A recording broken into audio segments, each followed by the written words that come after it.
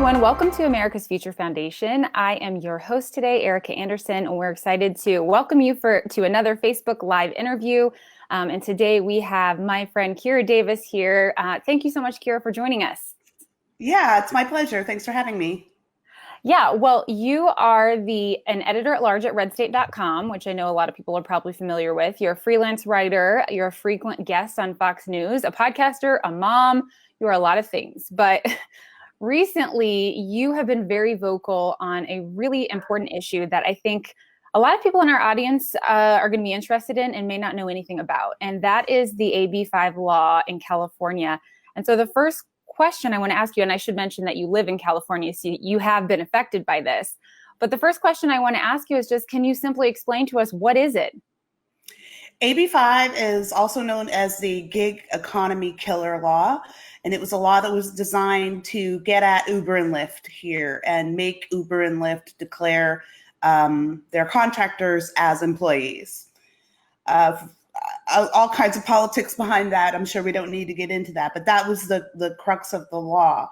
It was so sloppily written, in fact, it was barely written at all, that instead of getting Uber and Lyft, who are so big they can basically ignore any law until they can take it to the ballot box, it trapped every other independent contractor in the state of California and made their jobs illegal overnight. So on January 1st, 2020, back when we weren't even thinking about COVID, a lot of independent contractors, people who are self-employed, woke up January 1st and found out that their job was illegal, didn't know this was coming. And by independent, it's important. A lot of people think of this as a freelancer law because it kind of killed freelancing work like mine, journalism in the state. But a lot of people don't understand this law affects anybody, any person who contracts their work instead of W-2s their work. Mm-hmm. So if you're a nurse, so you contract. If you're a security guard, you contract. If you're a tutor, if you're a musicians and actors, we've been canceling. Before COVID, we've been canceling theater festivals and music festivals left and right. It's been a disaster. We're estimating 1 million jobs lost overnight. And so, as a freelancer, you're still doing that job, but you've had to do some workarounds. So what are some of those workarounds that you've had to deal with? Because I know they've cost you a lot of money too. Yeah, so the workaround, I think, is actually purposefully part of the law, because the workaround forces you to form an LLC in order to keep working as a journalist. And that might not sound like a big deal in a state like Indiana, but in a state like California, an LLC is $800 per year. Mm-hmm. Not only that, I'm now an employer and an employee of myself. So yourself. It's a triple tax. Getting taxed for the LLC, getting payroll taxes as an employer, and then getting taxed as an employee. I'll be honest with you, Erica, at this point, I'm only breaking even, and I'm just continuing to work, hoping that we can get this law repealed at some point, and I can get back to making money to help support my family. So where did this brilliant idea for this law come from? Like, who's behind making this happen? This is a union-backed law. It was authored by Lorena Gonzalez, who's the representative in the 80th District in San Diego. And she's very vocal. She's not secret. You can go to her timeline right now. I'm not saying anything inflammatory. She is very vocal about how she is a representative for the unions. And the unions, of course, don't like the competition of self-employed people in the state and would like everyone to be W-2 so that they can join a union, so that they have to join a union. And she really is, it really is, I don't know how else to say it. It's a union-backed law. That's all there is to it. I know sometimes people don't like it when you talk about unions because then they'll be like, you're a union buster. And I can only tell you the truth. The unions literally wrote the law, wrote the law. And, it's under the guise of, we need to protect workers. They need to have. Nobody wants this. Yeah. Like they want to, we need to make sure they have vacation and all their minimum wage and da, da, da, da, da. But what they're failing to recognize, and what they surely know, because there has been so many people speaking out, is that there are tons of people that make a full-time living that have no interest in having benefits, that don't want to be tied to any particular business. Plus, not to mention the fact that it makes it easier for businesses to operate. They can produce more. It's better for the market in some ways. And then in my particular circumstance, I was just going to mention this because I think it's so relevant to the conversation.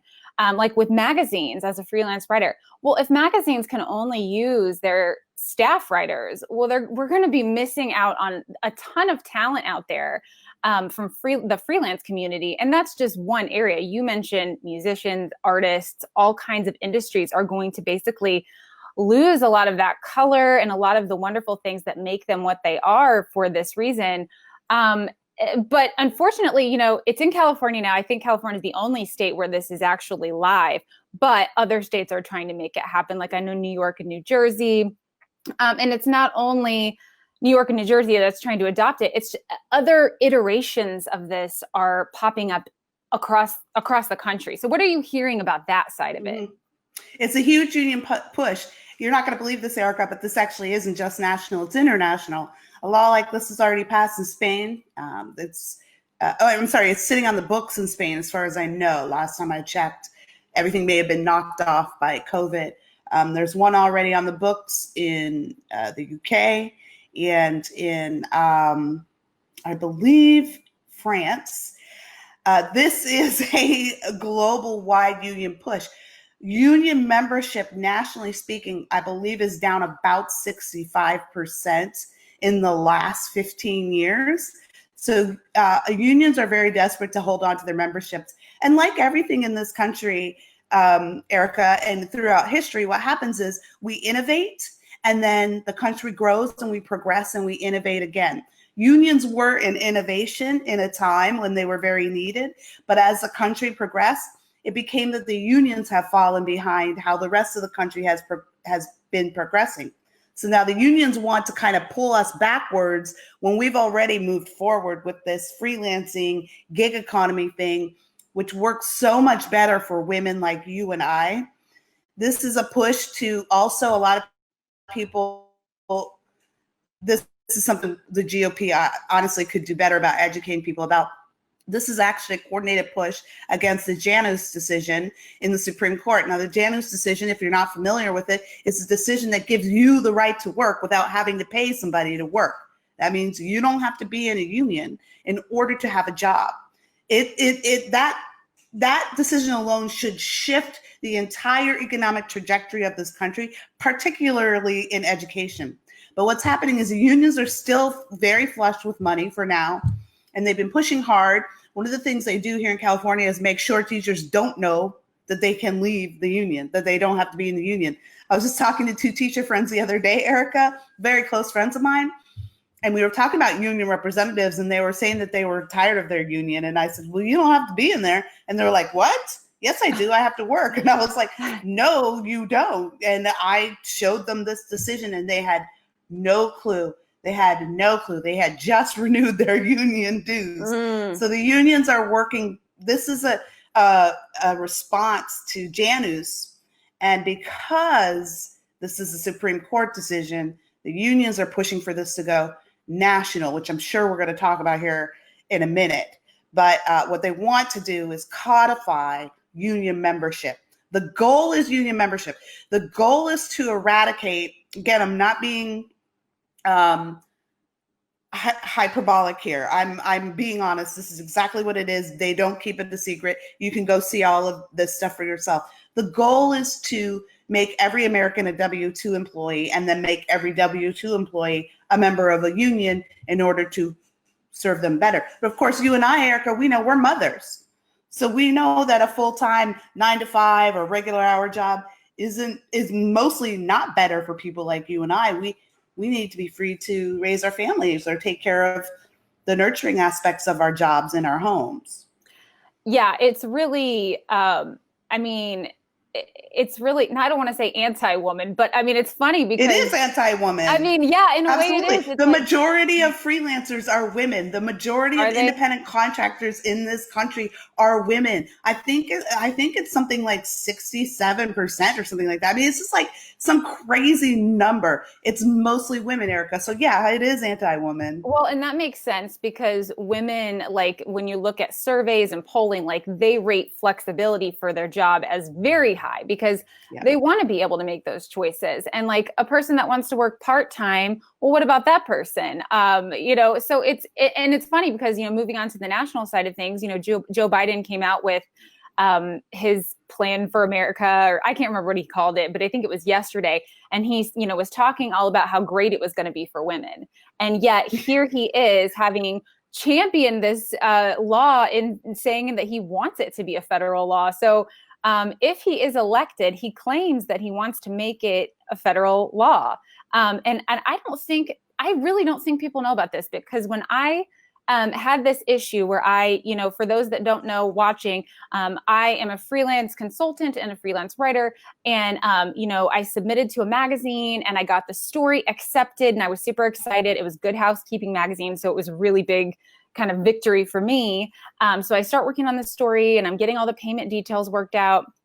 And then the lady gets back to me, the editor, and she's like, "Oh, I'm so sorry to tell you this, but our legal department says that we can't work with writers from Indiana." And I was like, "What? You can't work from writers from, what does that mean?" And so we did this whole back and forth. And this is the first time I got interested in this. And because we have some kind of regulation within the Indiana state law about what it means to be an employee, I can't even explain it to you, but it is related to this. And I don't know that it's necessarily new, but because AB5 has become so notorious, now states, those laws that are or regulations related to it are actually being paid attention to, whereas previously they were ignored. And so the Hearst Magazine Company, their legal department is saying, well, we don't want to deal with any problems down the road. So we're just going to avoid that. We see that your state is, implementing this. Well, we're not going to work with you because, next year we could get in trouble, yada, yada, yada. And so I was told you cannot work for Hearst Magazine publishers, which if you know anything about magazine publishing, they have almost all the magazines in the country. And so I can't, write for Glamour Magazine or Self or Runner's World or blah, blah, blah, blah, blah, which are things that I really dream of doing. And so it was really sort of disheartening to me, but that's sort of beside the point. Those may be fancy names, but apart from myself, this is how they make their living. This is how they support their families. So what can you say about Joe Biden and who knows if he really even knows what he's talking about, but what can you say about him? He doesn't know what this is. He's just, union support for the Democrat Party is huge. There's a lot of dollars. We don't need to get into what's going on with Joe Biden in this podcast. But I think we all know that Joe Biden's been struggling a little bit just with maybe cognitive issues. And he's got other things on his mind. What you're talking about, Erica, is the PRO Act, which is that's right. National version of AB5. Now, what you came up against in your state was something called the ABC test. Yes. The ABC test is the core of AB5. The ABC test determines whether or not you as a worker meet the qualifications as an employee. Right. And so you're right. Indiana probably had something like this just to protect certain contractors earlier on in this whole iteration of this new work generation. But here in California, we took that and made it the crux of this law that makes freelancing and side jobs illegal, period. And so that's what spooked Hearst. That's what's spooking them because California, believe it or not, Erica, is already prosecuting companies for breaking AB5 retroactively.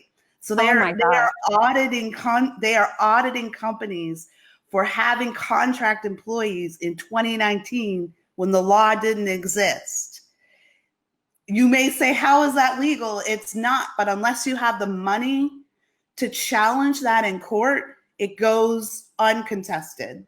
And so that's what's happening here in California. There's just, I'd love to launch a lawsuit, but you know what? The state just robbed me of half of my income.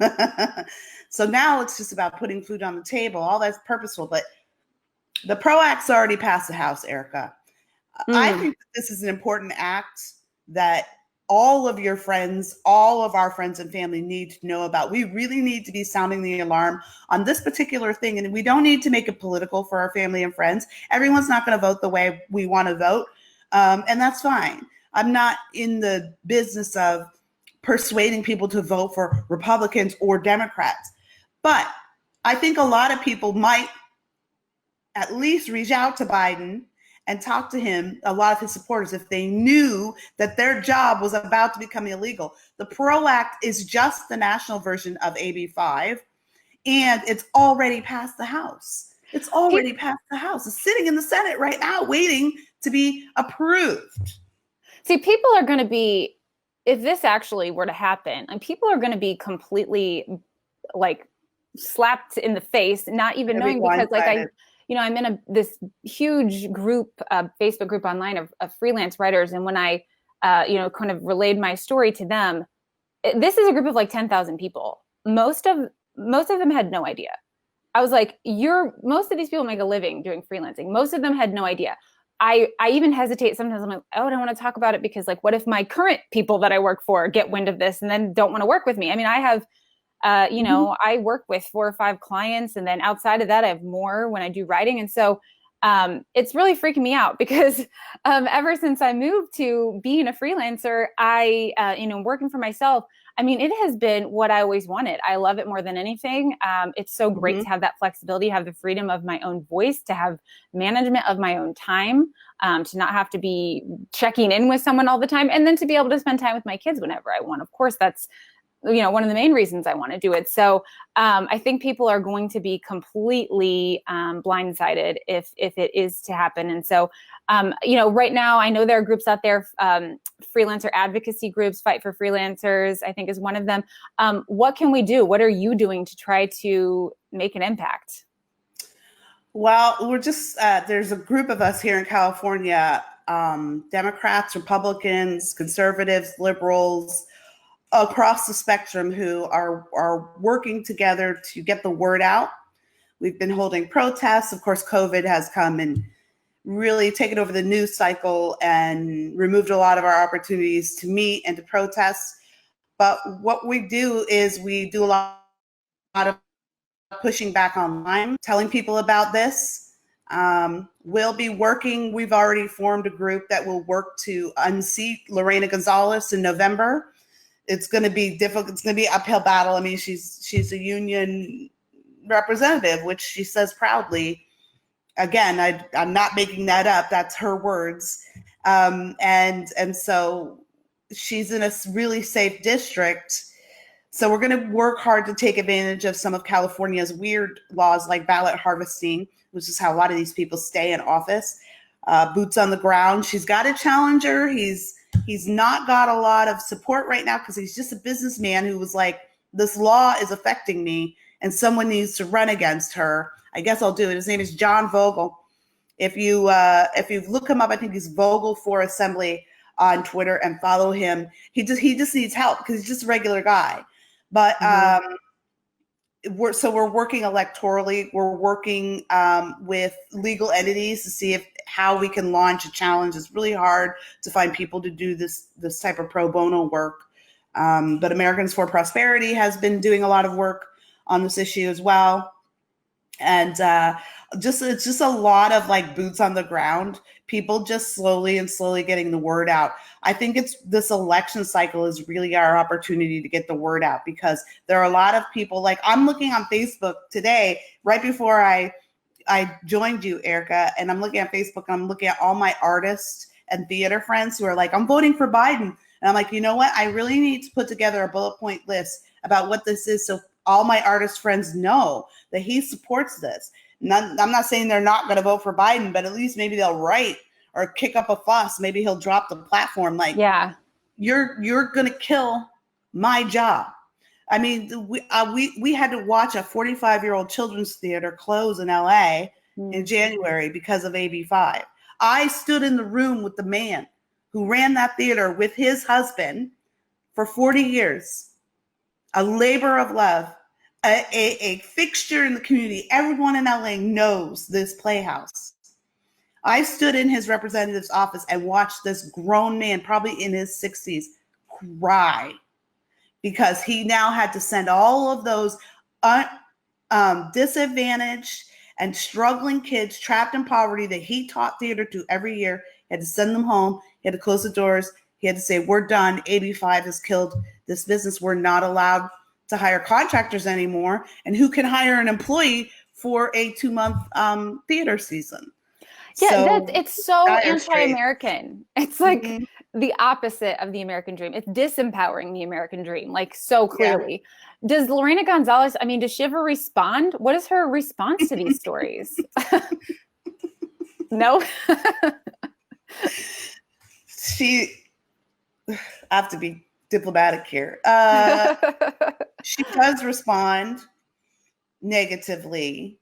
She's here in California. I don't know what it's like in Indiana anymore, Erica. I've been there a long time. But here in California, the politicians really don't have to respond to people who complain. Everything's done inside. It's all inside baseball in Sacramento. So a lot of times you don't get the diplomatic responses from California politicians. They can talk to you however they want because their district's always going to be safe, legally or otherwise.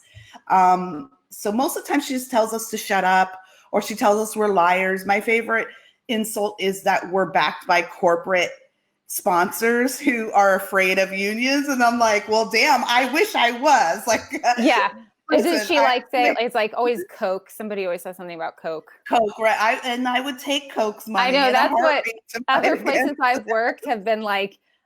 We're not backed by Coke, but if you want to give us some money, we will be backed by Coke. No doubt. I'm like, give me that corporate sponsorship, girl. Which is it's so hilarious because she's the one who's backed by big money and big government.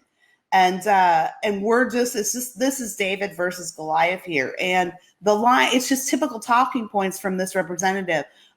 This is pro women, it's pro minority. Whenever you pipe up, there's a group of Black writers who often come at her, and I'm one of them. And whenever you pipe up, hey, I'm a minority and a mother and and a woman, and all of these identity groups that you say you're helping, I'm telling you that you've actually taken food off the table, that this law is killing my California dream. And the response will be you're lying, or someone paid you to do it. Well, yeah. Or she's blocked a lot of people. She's really careful not to block press like me, because that's a story in itself. But we'll see. We're coming for her. I don't know what our chances are, but we're coming for her. Now, has Fox News covered this at all? I mean, it seems like material they might be interested in. I have pitched it. I think right now what is happening is everyone thinks this is crazy California. And the other thing that's sort of dulling interest in this is that when people do realize that there's a national version, the sentiment is, well, the Republicans have the Senate, so they'll never get through the Senate. Well, we've got an election coming up in November. Republicans may not have the Senate in November. If the Democrats have the House and the Senate, PRO Act will be law. Oh my God. PRO Act will, and imagine a Democrat House, Senate, and a Biden presidency. That just gives me anxiety right now because it's July. Well, it's almost August. So August, September, October, November. So, in like the beginning of next year, I could like not have a job, Yeah. And terrifying. That is really, really scary. Okay. Well, I hope people watching, if you're watching, that you have a clue now what's going on. Sound the alarm, folks. Write your representatives. Here's the thing you can do right now where you are. You send an email, you make a phone call, and you tell your national representative, this law exists and you don't support it. And if they support it, you'll be letting them know at the ballot box in November. That's what you can do. And as we learned, well, Kira, you didn't learn, but maybe people watching learned in my last interview, even a little bit of noise can make a difference to a political representative, more so locally, but even nationally, because if they're getting a certain number of calls about an issue, like they're paying attention, they're keeping track of that stuff. So if 50 people are calling in about this issue, like they're going to be like, oh, maybe I should be thinking about this more. So that kind of stuff matters more than you think. And I know a lot of people are not real politically active in that way. So, we might encourage you to do something like that if this is a law that's going to affect you or someone you love. Yeah, absolutely. I agree. A lot of people don't realize how influential you are with your representative. Yeah. These days, they get so few phone calls or emails that even 10 or 20 moves that needle. And if you are so inclined to actually sit down and handwrite a letter, oh man, the handwritten letter is king on Capitol Hill. Really? So, oh yes, because that indicates a very passionate constituent. That's the kind of person you want to keep happy, right? Because that's the kind of person, you're going to sit down and write a letter, put a stamp on it, and put it in the mailbox. You're very committed. But yeah, you have to make noise on this. The only solace I find in the idea of this passing through Congress and maybe a Democrat president is that the whole country will suddenly be aware of this, and then the whole country will suddenly be aware of Janus and what that means. And then we can probably start launching some nationwide lawsuits against us. But right now, it just seems like this is crazy California. So whenever I pitch the story to people, a lot of people just aren't interested. It's just you guys screwed yourselves there in California. You dummies keep voting for the wrong people and just live with it. And I wish we could live with it, but it's to the point, Erica, where our base in this fight, I would say, is like 75% Democrat and 25% Republican. Like, it's not Republicans that are fighting this in this state. Yeah. I'm in the minority in the people fighting this law. Yeah, when I was speaking with someone from that Fighting for Freelancers group, like she was telling me, like, yeah, most of us, she's like, I've been a Democrat my whole life. But, it's making me reconsider, a lot of people, it is completely bipartisan. It's nothing to do really with any other kind of politics. It's just about, our freedom to make a living in a way that we see fit, that works for our lives. So, Kira, thank you so much for your insight. I think it's really important for this audience that we have here at AF of like young professionals and people that are sort of making their way. So we appreciate your time. Thank you, Erica, for bringing attention to this very important issue. Keep on keeping on. Let's fight the good fight for moms out there everywhere.